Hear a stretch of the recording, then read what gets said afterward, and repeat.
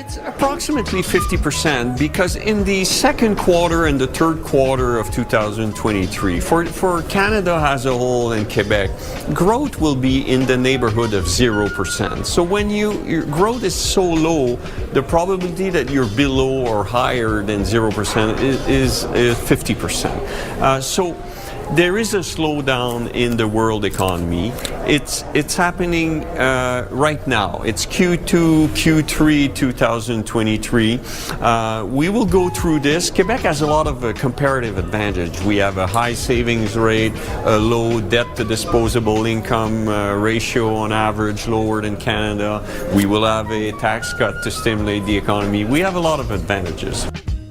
That is your finance minister, Éric Girard, talking about his budget tabled and read yesterday in Quebec City. I'm still getting some leftover comments about the big question today, which was about the tax cut. What does it mean to you? You can still let me know what you think, 514-800.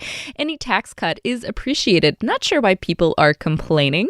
Someone else added in, if you don't want your peanuts, because some people are saying, well, this is not a lot of money. If you don't want your peanuts, you can send them to me. And then we have Claire saying, just because someone's earning more money doesn't mean that they don't have less expenses. It seems your listeners have an inflated view of how far earners of 50K and up go in today's society. Someone's making 50 to 100K is not rich. The struggle is real. Yes, maybe we can afford a little more, but we still have mortgages, utilities, school loans, credit card debts, groceries, and gas bills to pay. And I don't hate that we work hard to have a decent salary. We deserve tax breaks too. I think that's a fair point, Claire. Some people, though, can't earn more money because they have a disability or their job just isn't, acknowledged as being worthy of a higher salary, so they can't really do much more other than get a second job or a side hustle. So we've had a lot of people weighing in saying the tax breaks are too high for those in the upper brackets and not enough for the people in the lower brackets. Mary then said, we need better doctors, schools, and teachers. Seniors need more services. And oh boy, our healthcare system is not working. But with $600 tax cut in my pocket, I can forget all about this and have a nice meal. Smoke in our eyes. A twinge of sarcasm there from Mary. Okay, so the big thing for a lot of us is the tax break, but let's take an overall look at the budget that was released yesterday. Joining me on the phone is Emmanuelle Faubert, who is an economist with the Montreal Economic Institute. Welcome, Emmanuelle. Thank you for having me. So it's not just about the tax break. What to you is the overall message from the CAQ government with this budget? Well, one of the major points is the tax break, but there is one good thing as well is towards the health system. One good thing is related to the change in financing.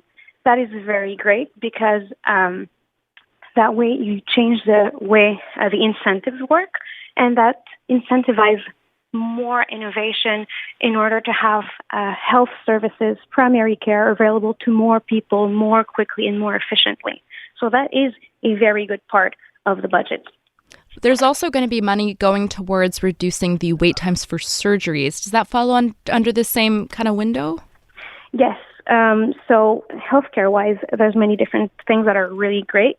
And everything that will allow to reduce wait times, whether it be for surgeries or ER or anything that will make it possible for people to get access to care in a quicker manner.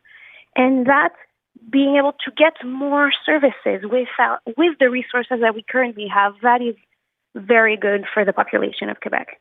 Emmanuelle Faubert is an economist with the Montreal Economic Institute, and we're asking her about the big picture of the budget, not just the tax break, which is kind of the top line for a lot of folks.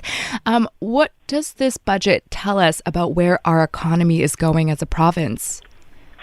So what we need to do right now is we need to make sure that eventually we'll get, a balance of budget because the debt is going up. And we've been, citizens have been, tightening their belts for a while. And the government needs to do the same. And by balancing the budget, eventually, then we'll be able to invest more into the service for the Quebecers.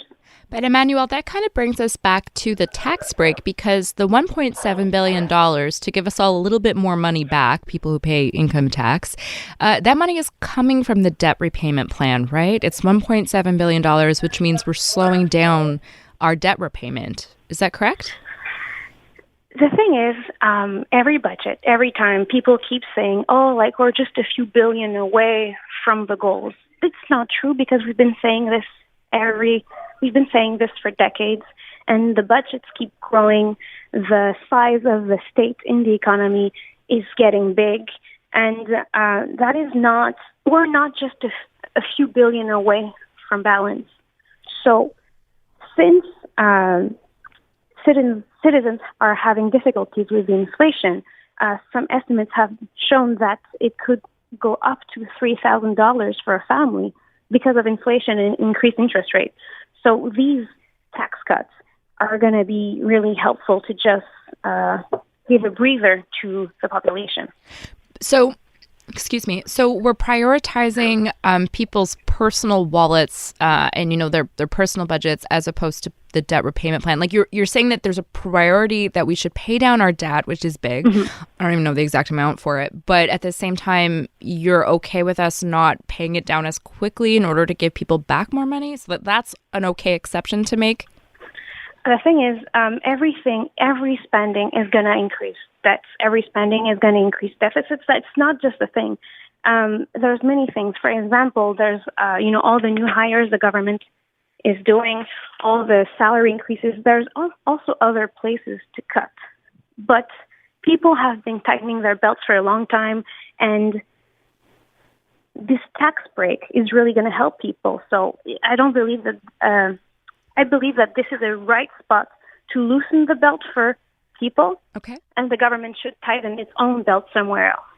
But as an economist, I mean, do you look at these numbers? Someone taking home $40,000 is going to get $210 back. A lot of my listeners have been saying it's really not going to make a difference to me. And then some others saying, hey, I'll take what I can get. But do you think this really makes a concrete impact in people's personal budgets and bottom lines? Well, for families, for example, if there's two adults that make for example, let's take the maximum tax break that they can have, which is $800 at $814. So if there's two adults living together, that's still $1,600. So this is not nothing. This is what 1 month of rent. It depends on where you live. For example, in Montreal, it can be 1 month of rent, or it can be a few groceries. It can make a difference. They can seem little, but as they say, it's when you save in different places little amounts that end up being a lot in the end. Mm-hmm. Emmanuelle Faubert, economist with the Montreal Economic Institute. What is something in the budget that you think we're not giving enough attention to, that we're not talking about enough? I think the fact that the way we changed the financing of the hospital system, it hasn't been discussed a lot because people are more, exactly as you were saying, focused on the tax break and stuff. But the fact that we are changing the way that the healthcare system is being managed, changing the way we do things, is really going to be able to, the aim is going to be to help people get as many services as they can, and then we'll see if we actually do it or if it's just going to stay on paper.